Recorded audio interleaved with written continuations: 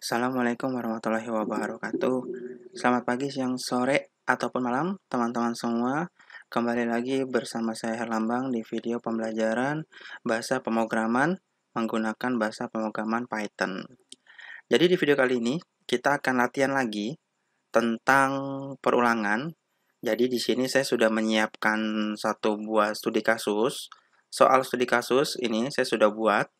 Nanti file ini akan saya lampirkan di kolom deskripsi. Nanti teman-teman bisa mendownload dan mencoba di rumah. Nah, ini studi kasusnya adalah toko distro. Jadi di sini ada detail untuk kodenya. Kalau kodenya P, maka dia mereknya Puma, harganya 450.000. Kemudian N Nike, kemudian 600.000, F Villa 350.000. Kemudian buatlah program dengan ketentuan, ini ketentuannya, merek dan harga didapat dari tabel yang ada di atas, subtotal didapat dari harga kali jumlah beli, kemudian setiap transaksi dikenakan pajak PPN 10% dari total pembelian. Total pembayaran didapat dari pembelian ditambah dengan PPN. Nah, ini contoh tampilan program yang diminta. Gitu ya. Jadi kita akan membuat program ini dalam menggunakan bahasa Python-nya gitu ya. Nanti file ini sudah saya sertakan di kolom deskripsi. Nanti teman-teman bisa melihat untuk filenya. Dan bagi teman-teman yang belum menonton untuk video materi tentang perulangan, bisa klik link di atas. Saya sertakan untuk video materi tentang perulangan. Oke, langsung saja kita mulai. Di sini saya bikin file dulu. Saya bikin file, kemudian namanya latihan looping gitu ya. Latihan looping. Oke, kita bikin sesuai dengan tampilan yang tadi sudah dijabarkan pada file ya. Nanti teman-teman bisa ngelihat semua di dalam filenya. Kita bikin seperti ini. Oke, kita mulai. Saya bikin fungsi dulu seperti biasa. Saya bikin fungsi untuk mencetak garis biar nanti lebih mudah untuk mencetak garis. Kemudian di sini misalnya print, kemudian saya pakainya 50 ya, biar banyak 50 strip gitu. Oke. Nah, oke sekarang kita mulai print outputnya gitu ya. Print, kemudian nah ini kita bikin print dulu, nanti kita hiasnya di terakhir ya. Hias itu maksudnya di apa? Disesuaikan sesuai dengan tampilan programnya. Distro oke ini ya. Kemudian print lagi.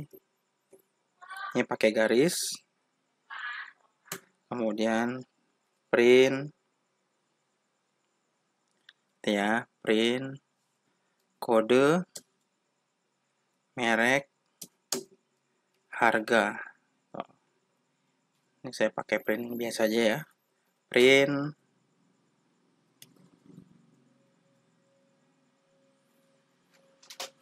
nah, ini saya pakai garis. Kemudian ini saya copy lagi. Ini saya copy. Kemudian nanti saya taruh bawah. Nah, di sini saya bikin dulu print, kemudian ini masih disesuaikan dengan tampilannya ya dari program yang tadi dibuat. Print, kodenya P, kemudian mereknya Puma, kemudian harganya Rp 450 tuh 23 ya, sesuaikan. Ini garisnya kita tambahin dikit. Nah, oke. Ini kita tambahin dikit biar sama ya. Kemudian Puma. Kemudian ini saya copy aja. Ini saya copy ke bawah biar enak, tinggal ganti. N. Kemudian ini diganti dengan Nike. Ini harganya 600.000. Kemudian ini ganti dengan F. Ini namanya Villa. Villa harganya 350.000. Oke. Ini saya copy aja di sini. Nah, Nah, berikutnya adalah kita memasukkan, ini saya pakai print n dulu ya, biar misal enter aja garis bawah, enter, biar enter ya. Lalu kita print untuk masukkan data nih, masukkan data, banyak data, berarti kita bikin, kita pakai banyak ya, banyak sama dengan in, karena kalau kita lihat berulang sesuai banyak data, berarti banyak data ini integer ya, untuk menjadi batas perulangan. Input ya, banyak data. Nah, kemudian baru berikutnya adalah untuk perulangannya. Perulangan untuk menginput counter perulangan, kode baju, dan jumlah beli. Kita bikin di sini fungsinya. Ini saya kasih tanda ya di sini.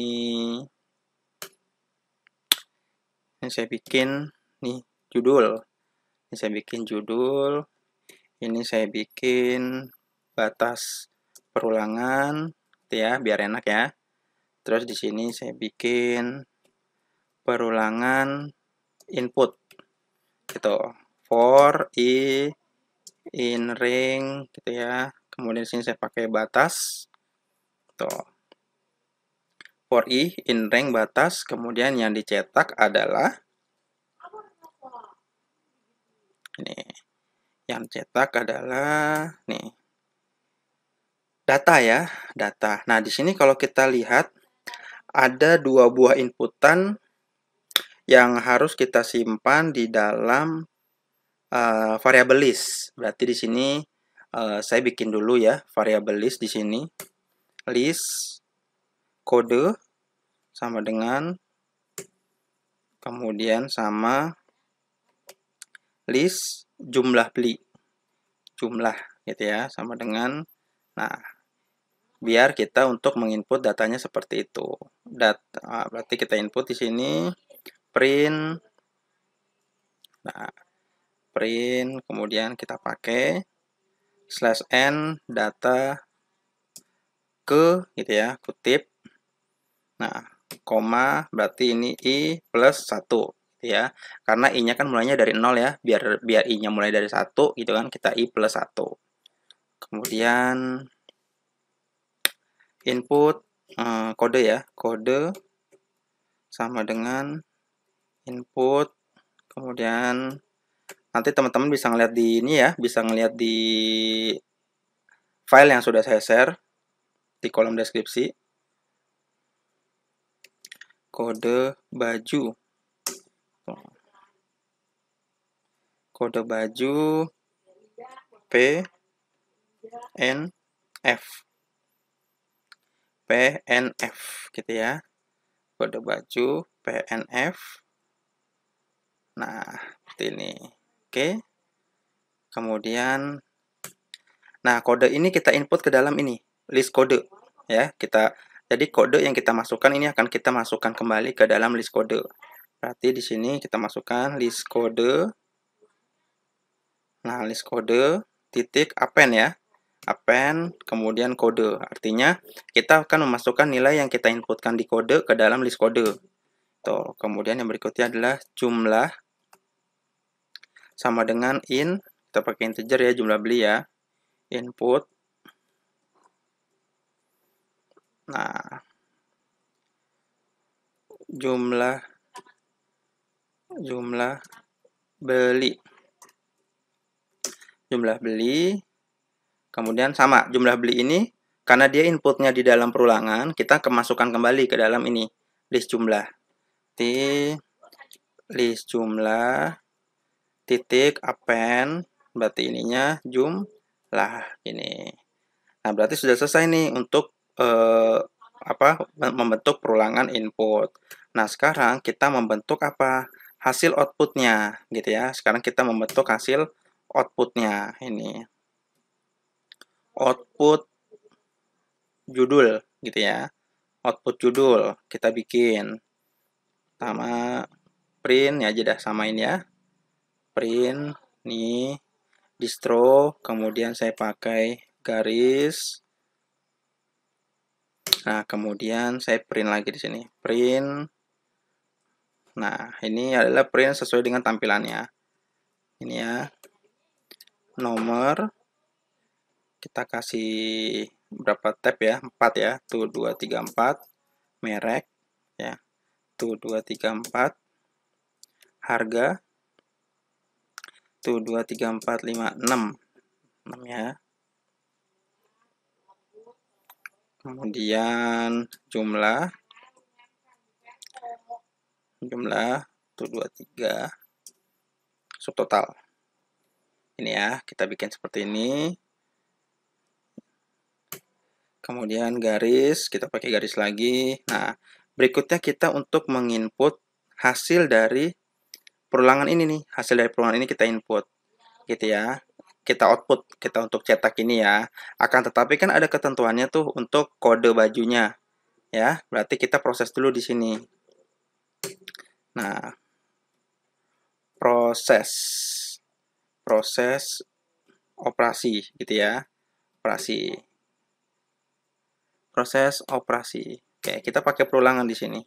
For i dengan in ring, karena kita akan mengambil nilai yang ada di dalam list gitu ya. In length, kemudian tadi jumlah data banyak ya, banyak. Kemudian nah di sini baru kita menggunakan listnya gitu ya. Baru di sini kita menggunakan listnya. Pertama adalah kita untuk membuat fungsi if. Nih, ini saya tandain lagi. Fungsi if. Gitu, fungsi if. Berarti if, kemudian if misalnya tadi list nih ya. List kode sama dengan P. Ini pakai I ya, list kode I sama. Kenapa dia harus pakai I? Karena list kode itu merupakan variabel list.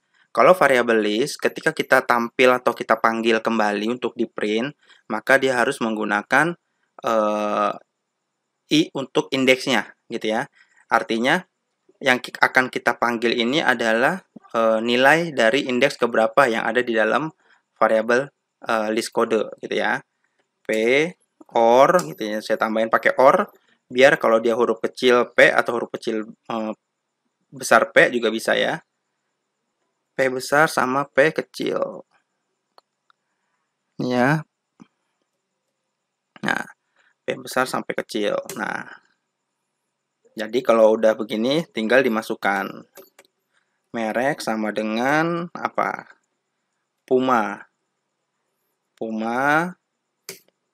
Harga sama dengan 450.000. Elif yang berikutnya ya. Sama aja, hanya saja ini kita mengambil variabelnya atau mengambil nilainya dari sebuah list gitu ya, dari sebuah list. Berikutnya N berarti dia mereknya adalah Nike ya, Nike. Kemudian ininya 600 tuh 23 600.000. Elif. Nah, ini untuk yang berikutnya. Nah, list kodenya ini untuk yang F. Nah, ininya adalah Villa ininya 350.000. Nah, kemudian untuk yang else ini kalau salah input gitu ya. Else ini digunakan untuk salah input. Nah, merek sama dengan strip. Ini ya, strip. Kemudian harga sama dengan 0. Nah, kita pakai seperti ini. Nah, kalau sudah, berarti sekarang adalah untuk menampilkan apa? Menampilkan subtotal gitu ya, menampilkan subtotal dulu. Subtotal sama dengan list sama dengan harga ya, harga dikali dengan jumlah beli. Tadi kan jumlah beli itu kan masuk di dalam list. Jumlah I. Gini. Semua yang ada di dalam list, maka kita harus memanggil berdasarkan I-nya atau variabel perulangannya. di sini variabel perulangannya I, maka di sini kita juga pakai I. Kalau di sini variabel perulangannya A, maka di sini semua pakai A, gitu ya. Semoga bisa memahami sambil kita praktek aja. Yang berikutnya subtotal, kemudian yang berikutnya itu adalah total. Total beli sama dengan kita menghitung sum ya, menghitung sum dari subtotal. Berarti total ini saya bikin dulu di sini. Nih, saya bikin dulu di sini. Total beli sama dengan 0 untuk menjadi nilai awal dari total beli. Total beli sama dengan total beli ditambah dengan subtotal, gitu ya. Jadi ntar total beli ditambah subtotal ini untuk menghitung atau mengsum. Ini fungsi untuk apa? Ini fungsinya untuk sum subtotal atau menjumlahkan subtotal sesuai dengan perulangan. Ini ya, sesuai dengan perulangan. Pakainya fungsi seperti ini. Kalau ini operasi untuk subtotal, gitu ya. Kemudian yang berikutnya adalah operasi untuk PPN. Itu ini operasi untuk PPN. Maka PPN sama dengan total beli, gitu ya, dikali dengan 0,1 atau 10%. Tuh, kemudian kita bikin lagi operasi untuk total bayar. Ya kan? Total bayar ini kan total PPN ini kan 10% dari total beli. Nah, total bayar sama dengan total bayar ini didapat dari total beli ditambah dengan PPN, gitu ya. Berarti di sini kita bikin total bayar sama dengan total beli ditambah dengan PPN. Gitu. Nah, kalau sudah semua operasi dilakukan, tinggal kita print. Nah, kalau udah operasi dilakukan semua, tinggal kita print di sini. Ini ya. Add sini. Print. Yang pertama itu print I untuk nomor ya. Nah, kita print yang ini nih. Print sesuai dengan urutan yang ada di sini. Ya, berarti print nomor I plus 1, tadi spasinya berapa nih? Tadi spasinya saya copy aja dari sini biar enak. Nih spasinya segini, koma merek gitu ya. Merek berarti merek, koma cek lagi spasinya berapa. Ini saya copy aja di sini. Nah, koma harga, koma lagi spasi lagi ambil di sini biar sama ya, biar maksudnya biar sejajar. Koma lagi jumlah. Jumlah itu berarti ada di list jumlah I gitu ya. Karena jumlah itu ada di list, koma. Nah, ini kita lihat lagi subtotal. Nah, koma lagi yang terakhir adalah subtotal. Nah, kalau sudah seperti ini, kita bikin lagi print udah ini ya. Kalau sudah seperti ini udah selesai, berarti kita cetak garis. Gitu. Kalau sudah, berikutnya apa? Kita cetak yang berikutnya. Print. Nah, ini total pembelian. Total pembelian ya. Pembelian ini. Total pembelian ini ya. RP titik. Tuh. Koma total beli. Samain variabelnya ya. Nah, ini kita bikin dulu. Nah, segini dah, biar sama ya.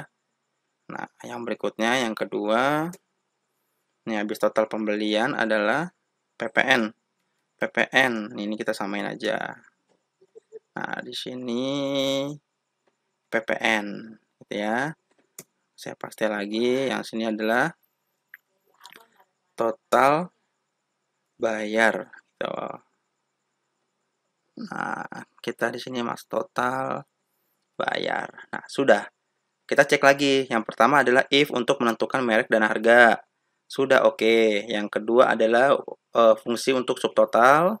Sudah oke. Yang ketiga adalah total beli untuk menghitung sum ini ya. Untuk menghitung sum. Kemudian jangan lupa kalau untuk menghitung sum berarti nilai totalnya ini kita tentukin dulu, nilai awalnya adalah 0. Kemudian berikutnya untuk menghitung PPN sama menghitung total bayar. Nah, kalau sudah seperti ini, coba kita run ya, semoga bisa sesuai dengan yang tadi ya. Kita run. Total beli 0, coba. Oh, ini ya, ini 0 ya, ada yang salah. 0,1, ini tadi pakai O gitu ya. Kita run lagi nih, saya clear lagi. Saya run lagi. Nah, benar. Banyak data, kita masukin 2 aja jangan banyak-banyak. Nah, ini ada lagi nih, banyak data 2. Kita cek lagi. Ada yang salah di mana? Oh, batas. Batas. Coba kita cek. Banyak. Oh, ini nih. Ini harusnya banyak ya. Oke, kita clear lagi. Kita cek. Satu-satu kita cek. Banyak data 2. Nah, benar. Masukin yang pertama P. Masukin yang kedua jumlah belinya 2. Masukin yang ketiga itu F. Jumlah belinya juga 2. Enter. Nah, berarti sudah sesuai ya.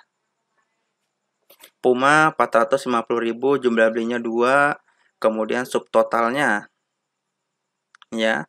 Subtotalnya kemudian ininya jumlah belinya 2, 900.000. 700.000 ditambah berarti 1.600.000 total pembelian. PPN-nya 160.000, kemudian total bayarnya 1.760.000. Nah, ini kita percantik tampilannya. Yang pertama ini nih, distronya. Kita print lagi. Print N ya, biar enter ke bawah. Nah, kita percantik distronya. Di sini kita pakein /t. Nah, itu kita percantik. Terus ada apa lagi yang kurang? Total pembeliannya kebanyakan. Berarti ini kita kurangin segini. Kemudian ini kita kurangin juga segini. Kita kurangin ya. Nah, ini juga segini. Nah, terus di sini distronya kita kasih /t gitu ya. Oke, kalau udah kita run lagi. Ini saya clear. Kita run lagi. Nah, masukin datanya kita bikin 2. Tuh. Yang N ya, N belum. 2, kemudian ini yang P 1. Nah, wow, distronya nih ya, udah tapi agak kebanyakan, berarti /t-nya kita kurangin. Nah, ini /t-nya kita kurangin. Nah, 2 aja. Berarti ini udah sesuai ya, tampilannya udah sesuai semua. Sesuai dengan tampilan yang tadi diminta. Nah, subtotal nih. Merek harganya kurang. Harganya ini kita kurang 2/3. Nah, ini kurang. Oke, kalau sudah. Nah, sekarang kita akan menambahkan untuk format 1000. Format ini ya. Format ribuan ya. Format ribuan nih kita ganti di sini subtotal. Ini ya, kita ganti format di sini. Format ini kan, nih ya. Format. Nah, ini subtotal koma kutip 1 koma D gitu ya. Kita akan merubah format subtotal ini menjadi format ribuan gitu ya. Kemudian di sini juga sama format format total beli, koma, koma D, ini ya, ini koma D. Nah, untuk yang PPN ini kita round dulu ya, karena dia ada koma di belakangnya. Kita round dulu biar tidak ada koma. Berarti round PPN. Ini ya, kita hilangkan komanya. Baru kita beri format. Format round PPN, koma, kutip, koma D. Gitu ya. Nah, ini. Oke, kemudian yang ini juga sama. Kita round, karena dia ada koma di sini ya.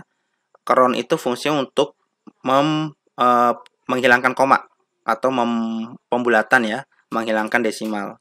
Round ini total bayar ini ya, kita pakai format